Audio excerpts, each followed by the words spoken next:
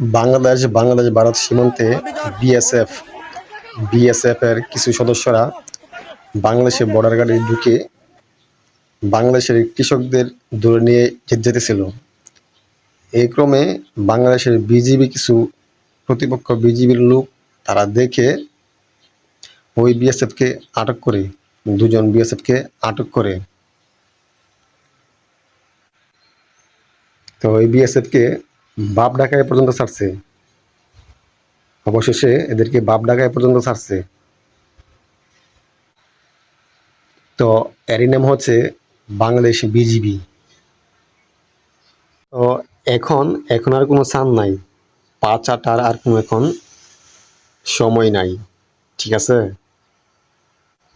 এখন বাংলাদেশের প্রত্যেকটা মানুষ, প্রত্যেক ডিফেন্সে এখন মাথা উঁচু করে বাঁচতে শিখতেছে।